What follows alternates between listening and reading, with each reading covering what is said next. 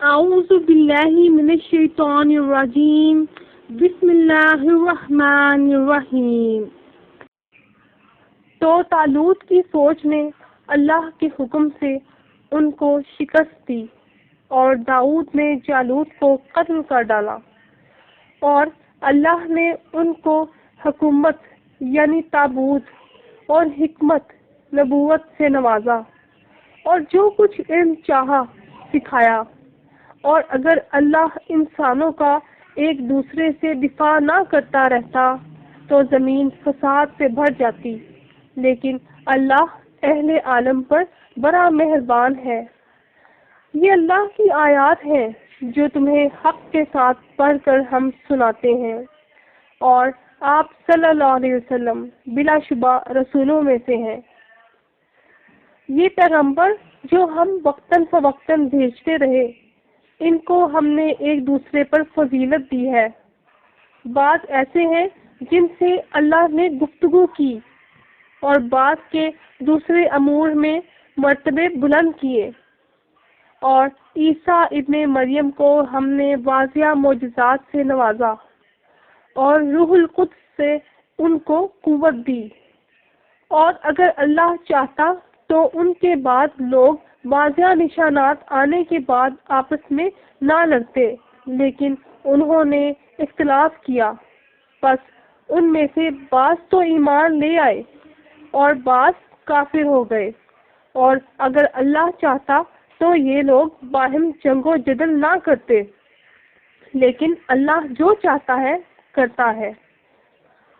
اے ایمان والو، جو مال ہم نے تمہیں دیا اس میں سے اس دن سے پہلے اللہ کی راہ میں دو جب نہ اموال کا لین دین ہوگا اور نہ دوستی اور نہ شفاعت کام آئے گی، اور اس حقیقت کا انکار کرنے والے لوگ ہی ظالم ہیں۔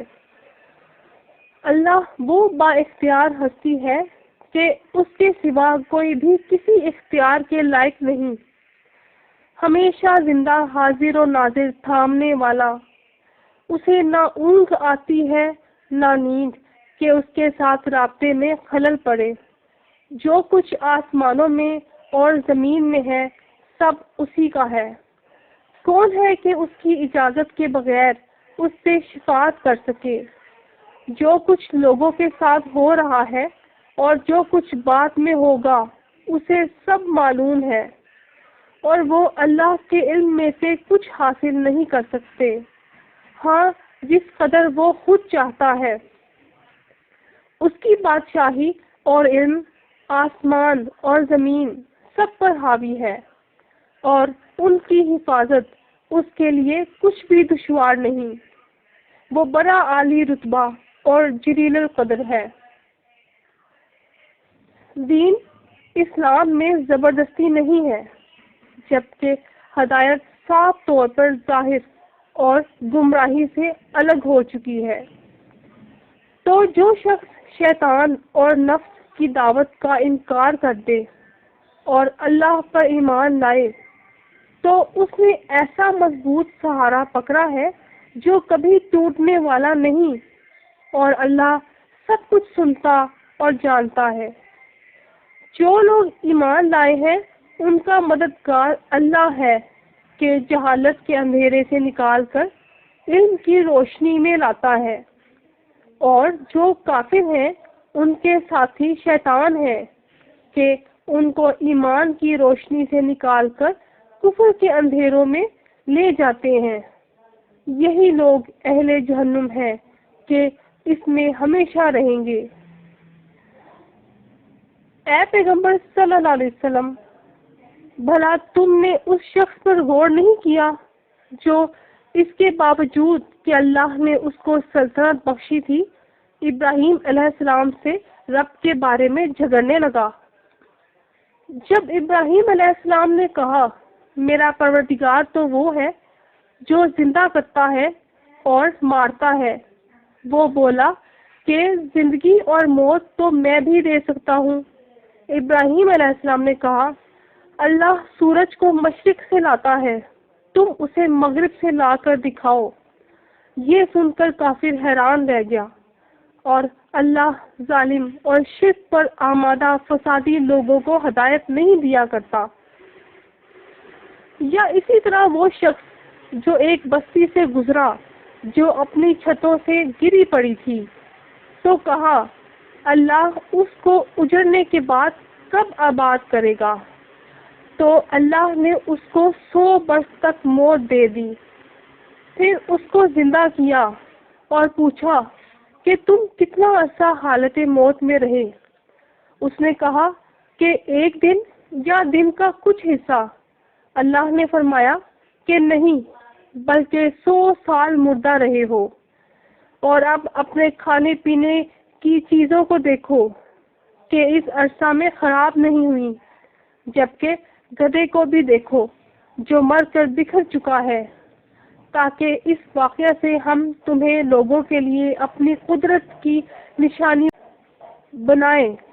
اور ہاں، گدھے کی ہڈیوں کو دیکھو کہ ہم ان کو کیسے جوڑتے ہیں، پھر ان پر کس طرح گوشت پوست چڑھا کر زندہ کرتے ہیں۔ جب یہ واقعات اس کے مشاہدے میں آئے تو بول اٹھا کہ میں یقین کرتا ہوں کہ اللہ ہر چیز پر قادر ہے۔ اور جب ابراہیم علیہ السلام نے کہا کہ اے پروردگار، مجھے دکھا کہ تو مردوں کو کیسے زندہ کرے گا، اللہ نے فرمایا کیا تمہیں یقین نہیں؟ انہوں نے کہا کیوں نہیں، لیکن چاہتا ہوں کہ میرا دل اطمینان کامل حاصل کر لے۔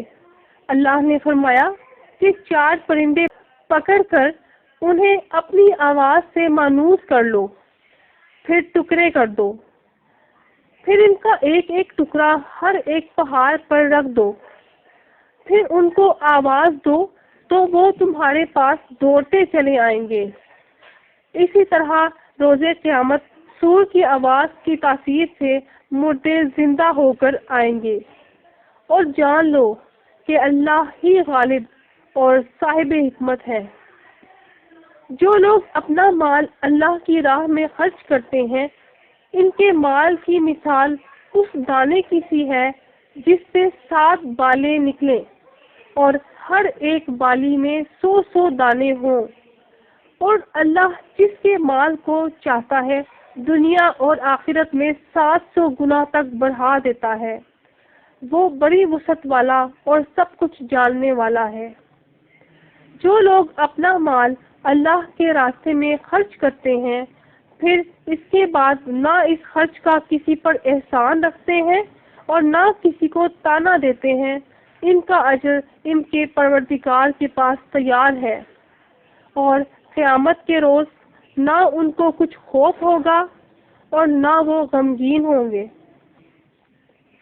اگر خیرات دینے کے بعد لینے والے کو ذہنی اذیت دی جائے تو پھر صرف اچھی بات کہہ دینا اور درگزر کرنا ہی بہتر ہے، اور اللہ تمہارے مال سے بے پرواہ اور حلیم ہے۔ مومنوں، اپنے صدقات و خیرات کو احسان اور ایذا کا ذریعہ بنانے سے اس شخص کی طرح برباد نہ کر دینا جو لوگوں کو دکھاوے کے لیے مال خرچ کرتا ہے اور اللہ اور روز آخرت پر ایمان نہیں رکھتا۔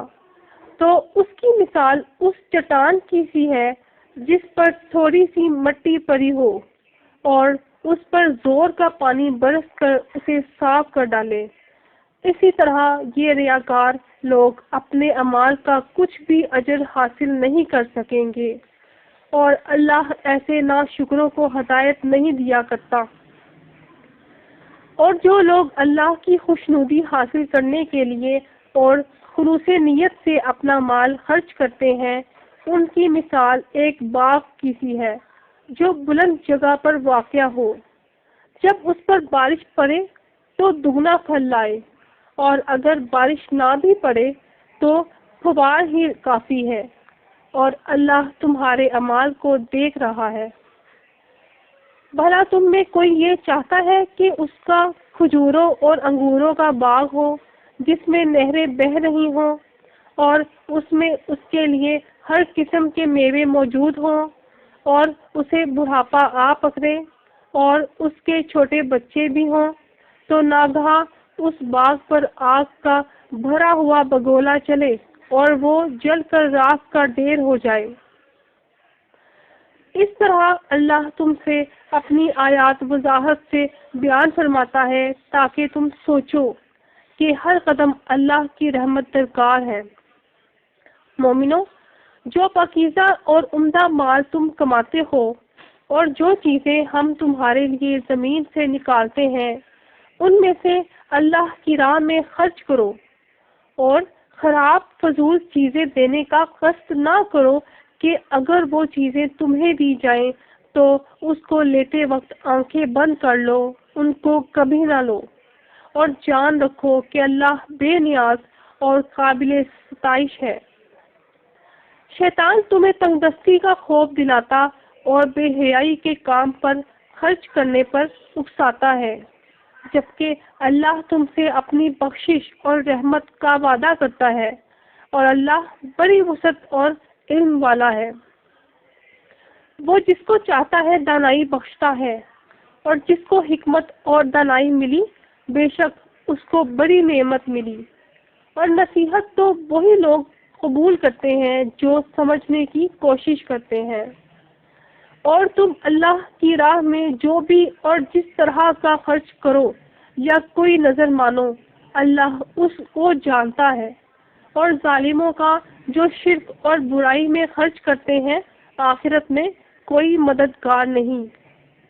اور اگر تم خیرات ظاہر دو تو وہ بھی خوب ہے، اور اگر پوشیدہ دو اور دو بھی ضرورت مندوں کو تو وہ خوب تر ہے، اور اس طرح کا دینا تمہارے گناہوں کا کفارہ بھی بن جائے گا، اور اللہ کو تمہارے سب اعمال کی خبر ہے۔